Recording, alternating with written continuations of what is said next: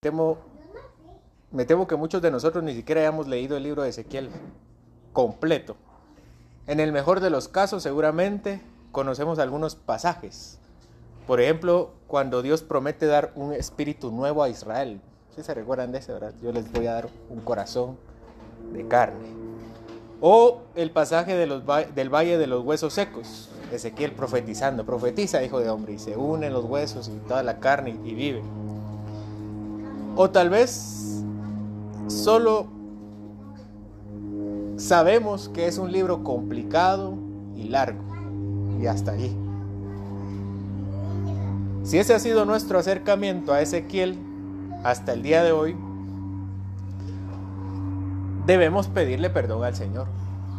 Debemos pedirle perdón al Señor porque nosotros se supone que amamos su palabra, porque lo amamos a Él. Pero no es este tipo de libros prueban nuestro amor. Y lo cierto es que nos gustan algunas partes de la palabra de Dios. Concretamente aquellas que suelen ser más prácticas. Y no prácticas en general. Prácticas para mí. Y yo no quiero decir que la palabra de Dios no sea práctica. De hecho, yo intenté que la serie del fruto del Espíritu fuera lo más práctico posible. Pero, al final la palabra de Dios está compuesta de mucho más temas de aquello que yo quisiera que fuera la palabra de Dios. Así que abordemos este libro con esa actitud, con la actitud de saber que Dios tiene cosas importantes que decirnos y adecuadas, porque lo que está escrito en el libro de Ezequiel es importante y es adecuado para nosotros. Hoy, no más tarde. Abordemos este libro entonces, yo les pido que abordemos este libro expectantes, dispuestos y atentos, porque una de las razones por las cuales no es popular es debido a su dificultad. Pero si a nosotros nos faltara sabiduría, tenemos también a quien pedirla. Porque el Señor da abundantemente y sin reproche. Mi meta, por lo tanto, a partir de este año, es que ustedes se enamoren del libro de Ezequiel. Que se enamoren del libro de Ezequiel. Si al final de estos años, primero Dios estos años, ustedes no dicen, Ezequiel es mi libro favorito, yo he fallado.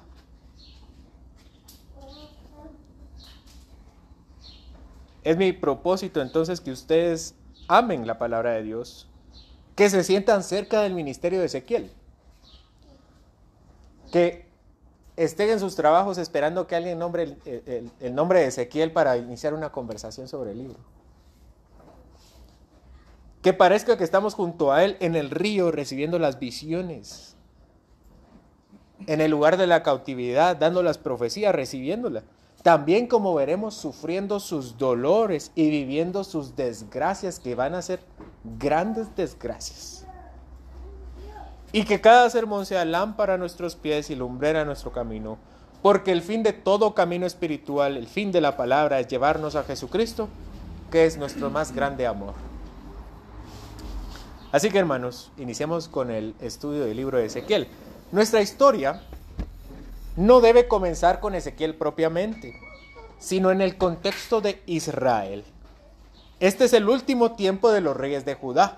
De hecho, si ustedes recuerdan, Israel se ha dividido en dos, el reino del norte y el reino del sur. El reino del norte llamado Israel, el reino del sur llamado Judá. Cada uno con sus líneas de reyes. Bueno, el reino del norte ya está borrado. Para este entonces el reino del norte ya no existe. Asiria los aniquiló.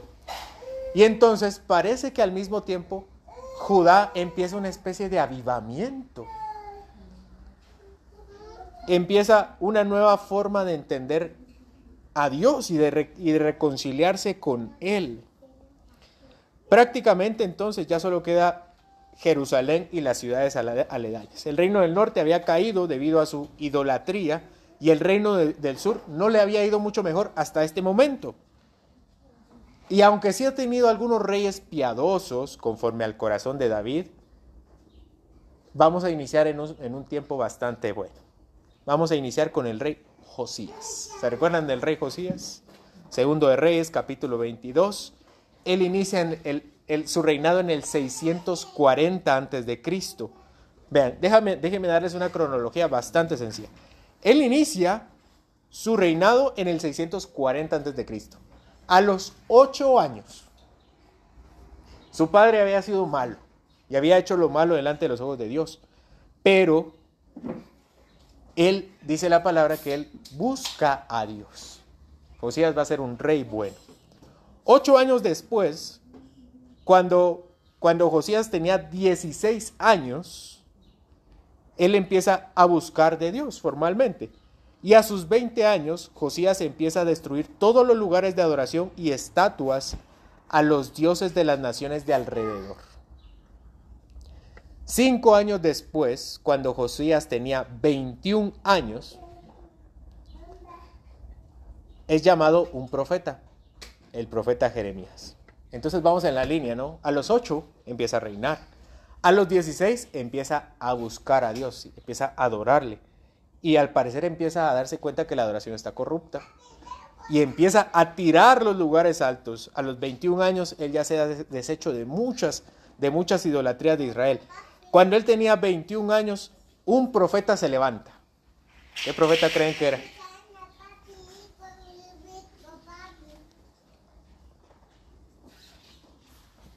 Jeremías. Se levanta Jeremías. Es llamado por Dios al ministerio profético y Jeremías empieza una parte importante en el desarrollo profético de Israel y tiene grandes influencias también sobre Ezequiel. 5 años después, cuando Josías tenía 26 años, él empieza la reparación del templo de Salomón. Aquí todavía estamos hablando del templo de Salomón. Y de repente, en la reconstrucción, en las reparaciones de unas partes del templo, descubren un libro, el libro de la ley. Más específicamente se cree que es el libro de Deuteronomio. ¿Cuántos años perdía la palabra de Dios? Y Josías la encuentra.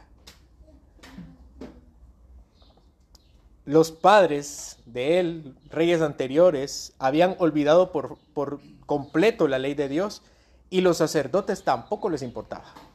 Los sacerdotes que en este tiempo estaban eran falsos sacerdotes o eran sacerdotes torcidos.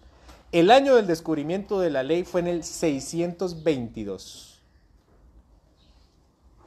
Año que nace, ¿quién cree? Ezequiel. El año en que descubren el rollo de la ley, nace Ezequiel. 4 años antes que naciera Ezequiel, ya Jeremías había empezado 4 o 5 años había empezado Jeremías su ministerio profético. Ezequiel era de la tribu de Leví, es decir, que estaba destinado al sacerdocio.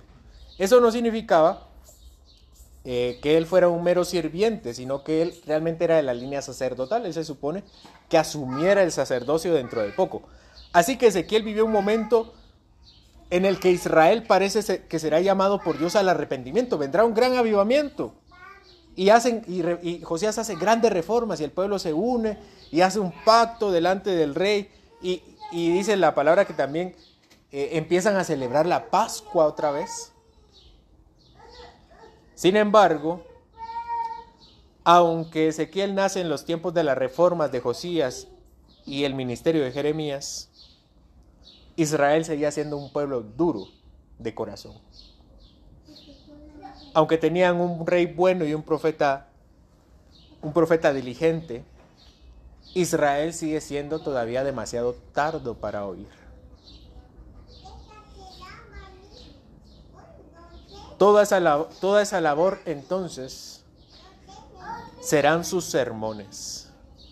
Josías muere a los 39 años, en el año 609 a.C. Debido a que Josías, siendo como era, no atendió a una profecía de Jeremías, y fue a la guerra. Y lo matan en la guerra. A Josías, como esto no es de la vida de Josías, ¿no? Pero a Josías lo sucede su cuarto hijo. Su cuarto hijo era Joacás. Él estuvo 3 meses en el reinado. Y de acuerdo a la palabra, él hizo lo malo delante de los ojos de Dios. Y el faraón Necao II se lo lleva a Egipto y desaparece, desaparece del radar. El rey siguiente era otro hijo de Josías, o sea, hermano de Joacás, el que se acaban de llevar. Se llama Joacim. Acompáñenme a segundo de Crónicas 36.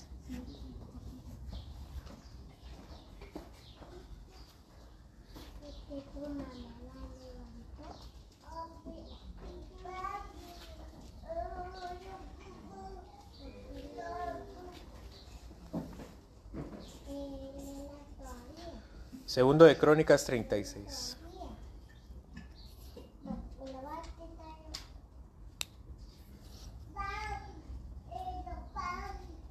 Versículo 5. Cuando comenzó a reinar Joacim, era de 25 años, y reinó 11 años en Jerusalén, e hizo lo malo ante los ojos de Jehová su Dios.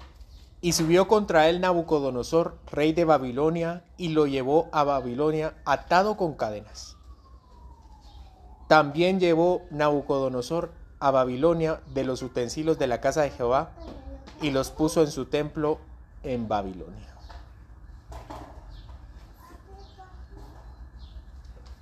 Acaba de morir Josías. 3 meses reinó Joacás. Empezó a reinar Joacim. Y la ira de Dios llegó. Y se los llevaron. Este realmente es el resumen de las deportaciones, porque ya había en el reinado de Joacim sucede la primera deportación. Acompáñeme a Daniel capítulo 1.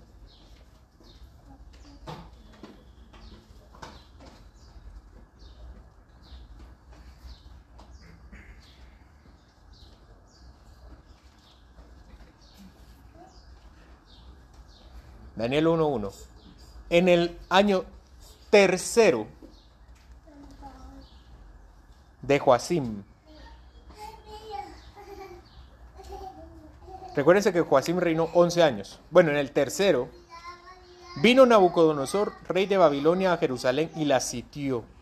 Y el Señor entregó en sus manos a Joacim, rey de Judá, y parte de los utensilios de la casa de Dios, y los trajo a tierra de Sinar, a la casa de su Dios, y colocó los utensilios en la casa del tesoro de su Dios. 3 años llevaba Joacim en el reino, y llega Nabucodonosor. Y se lleva al primer grupo de deportados. ¿Quién iba en ese primer grupo? Daniel. Todo esto pasa en el año 605. 8 años después, para terminar los 11 años, ¿verdad?, del rey Joacim, al final termina el reinado de Joacim. Regresemos a segundo de Crónicas 36.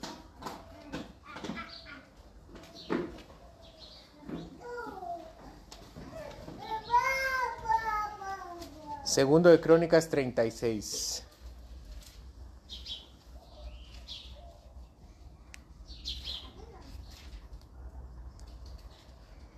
De 8 años era Joaquín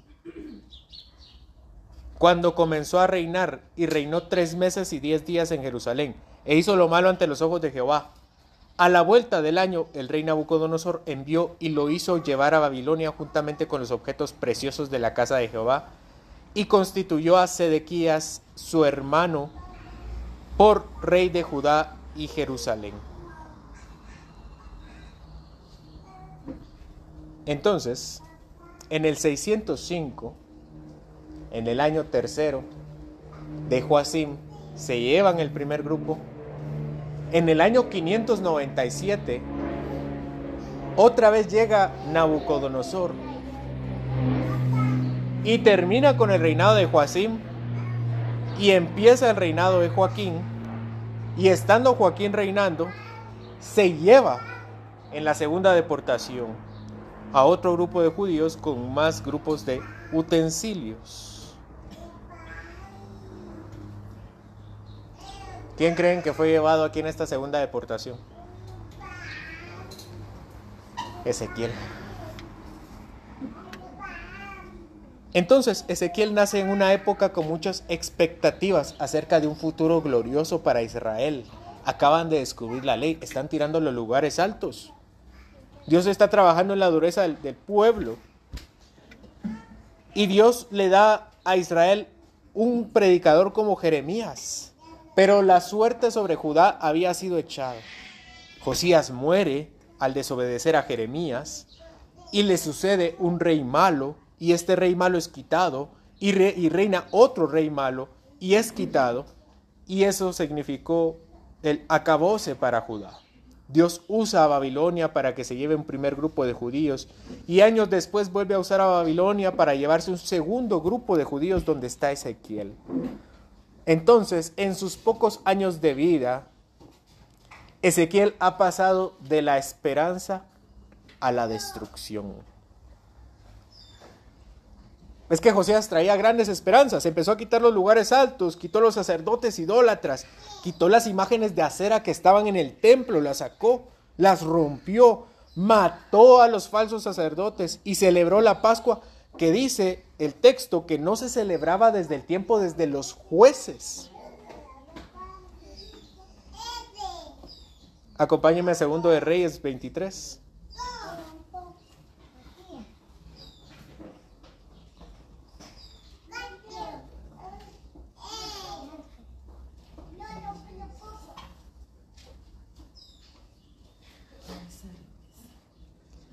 Segundo de Reyes 23, 24.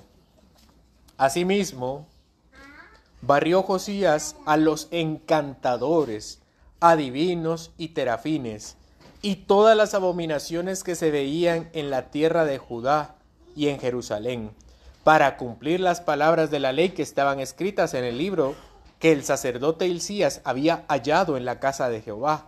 No hubo otro rey antes de él que se convirtiese a Jehová de todo su corazón, de toda su alma y de todas sus fuerzas, conforme a la ley de Moisés.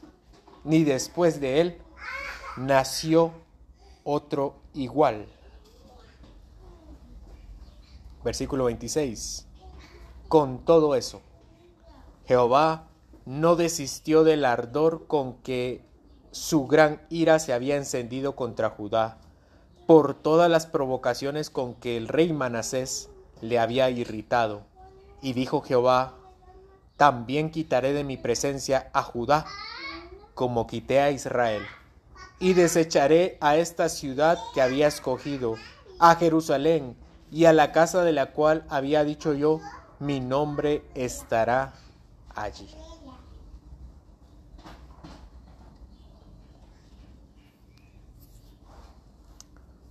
Dios había despreciado a Israel y había despreciado a Judá.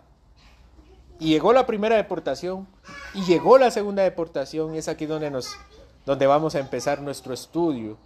Acompáñeme a Ezequiel capítulo 1.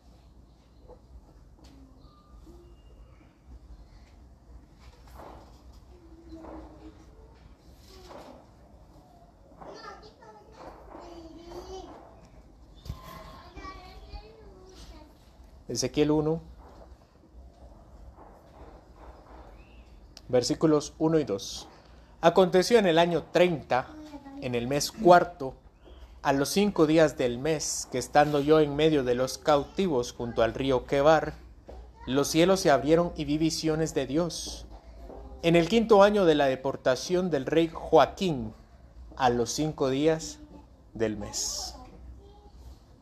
Bueno, yo imagino que Ezequiel estaba triste.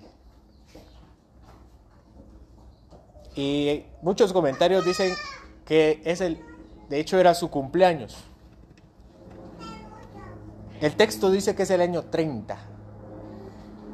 ¿30 de qué? 30, muchos dicen que es, la mayoría de comentaristas creen que es el año 30 de su propia vida. Él está cumpliendo 30 años. Entre tantos cautivos se encontraba Ezequiel cuando en este río, el río Quebar, que actualmente no ha sido identificado, pero que se cree que está relacionado con los ríos babilónicos del Éufrates y el Tigris, ahí Dios se le acerca. Ya son 5 años que llevan deportados. Eso dice Ezequiel, ¿verdad? En el 5.º año del rey Joaquín. Justo cuando llega Joaquín es cuando se llevan el segundo grupo. Si Ezequiel había puesto atención a las profecías de Jeremías y a las profecías de un profeta que estuvo un poco más antes, que es Isaías, sabía que Judá de esa ya no se salvaba. De acuerdo con las profecías de Jeremías, Israel debía estar 70 años en el cautiverio. Entonces Ezequiel está a las orillas del río Quebar, pensando, tengo 30 años y son 70 de estar acá. Toda su vida iba a estar esclavo. Esa fue la reflexión también de Daniel. Daniel ya se va a morir y le dice a Dios, Dios, ¿qué va a pasar? Sabía que las suertes habían sido echadas sobre Israel, solo era tiempo entonces que llegara la noticia de Jerusalén, que había sido finalmente invadida y destruido el templo. Pero en la desolación de Ezequiel pasa algo sorprendente, de hecho. Versículo 3. Vino palabra de Jehová al sacerdote Ezequiel, hijo de Buzi, en la tierra de los caldeos, junto al río Quebar. Vino allí sobre él la mano de Jehová. Allí en el río Quebar, despreciados y castigados por su Dios. Allí donde Dios le había dicho, los vamos a desechar 70 años y en 70 años van a regresar. Ahí en el lugar de la cautividad vino sobre Ezequiel la mano de Dios. Pero como veremos, no será una mano de castigo como lo había sido a través de su deportación, sino una mano de cuidado. Dios no le dio la espalda a su pueblo y no se la dio a Ezequiel. Jeremías lo escribe de esta forma en Lamentaciones capítulo 3. Porque el Señor no desecha para siempre. Antes, si aflige, también se compadece según la multitud de sus misericordias, porque no aflige ni entristece voluntariamente a los hijos de los hombres. Esta serie de sermones se llama Dios tras su pueblo, porque así es el libro. El pueblo estaba alejado de Dios y Dios le manda a Josías y Dios le manda a Jeremías y el pueblo se aleja más de Dios y Dios se enoja porque eran rebeldes y los castiga y los echa de la tierra que les había dado originalmente. Pero en la miseria de su castigo, Dios los vuelve a buscar en la persona del profeta Ezequiel. Esa es la naturaleza de nuestro Dios, que Él siempre está más dispuesto a buscarnos de lo que nosotros estamos dispuestos a ser encontrados. Las personas, cuando nos enojamos, una de las cosas que hacemos es avivar el odio y retiramos nuestro amor. Muchos seguramente tienen esas experiencias con sus padres. Por ejemplo, sus padres se enojaban y tomaban no solo una actitud de molestia, sino de desprecio hacia sus hijos. Una vez yo le dije a un padre de familia, mire, enójese, pero no le quite su amor a su hijo. Dios se molesta con nosotros, pero nunca podemos decir que el Señor nos ha quitado su amor. En la cruz del Calvario, Jesucristo gritó, Padre, Padre, ¿por qué me has abandonado? Pero nadie ha podido gritar lo mismo que Jesús, porque a Jesús sí lo abandonaron y sí lo despreciaron. Aún los cautivos nunca pudieron gritar, ¿por qué me has abandonado? Porque Dios llegó en la persona de Ezequiel. Jesucristo llevó nuestro castigo y nuestra vergüenza para que nosotros nunca tengamos que vivir ese desprecio. De modo que nunca, en ninguna circunstancia, ni por cualquier excusa, tenemos derecho a decir que Dios nos ha abandonado, porque no solo no lo ha hecho, sino que al contrario, Él ha tomado nuestro desprecio, el desprecio que nosotros merecíamos, y lo ha tomado en Jesucristo. Tomó nuestra vergüenza, tomó todas las consecuencias, la muerte y el sufrimiento para darnos vida. Como lo dice Paul Tripp, Él soportó voluntariamente el rechazo del Padre para que supiéramos su aceptación. ¿Qué podría ser más horrible que esta separación entre el Padre y el Hijo? Sin embargo, esta separación increíblemente terrible, por gracia soberana, satisfizo nuestra necesidad más profunda. Del rechazo de Cristo vino nuestra aceptación. En el momento de horror de Cristo se nos dio esperanza eterna. Debido a que estuvo dispuesto a soportar el terrible dolor, el rechazo del Padre, tú y yo jamás volveremos a ver la espalda de Dios. Tu aceptación ante Dios ha sido comprada y no necesita ser comprada nuevamente. Como hijos de Dios, no hay nada que puedas hacer para obtener más aceptación de Dios y no hay nada que puedas hacer para que Él te quite tu aceptación. Tu aceptación ante Dios es tan segura en tu peor día como en tu mejor día, porque fue comprada de una vez por todas por tu sufriente Salvador, el Señor Jesucristo. Fin de la cita. Así que en el peor del mejor día de Ezequiel, o en el mejor día del peor día de Ezequiel, en la vergüenza del río Quebar, Dios llegó con él. Israel había hecho todo mal otra vez. No escucharon a Jeremías, ni aprovecharon al rey Josías. Ya se habían llevado el primer grupo de deportados, pero tan cierto como el primer grupo recibió esperanza con Daniel, el segundo grupo de deportados también tendría una esperanza por la boca de Ezequiel, porque sobre él vino la mano de Jehová. Así que nosotros también podemos estar seguros y confiados, porque sobre nosotros ha venido la mano de Dios, ha venido en su Espíritu, que ha habitado en nosotros para darnos seguridad. Y en esto se basa la doctrina cristiana. Acompáñenme a Romanos 8:14.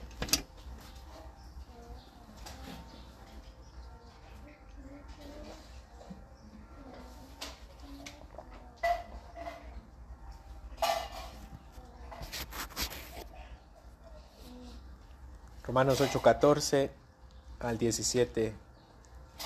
Porque todos los que son guiados por el Espíritu de Dios, estos son hijos de Dios. Pues no habéis recibido el espíritu de esclavitud para estar otra vez en temor, sino que habéis recibido el espíritu de adopción por el cual clamamos Abba Padre.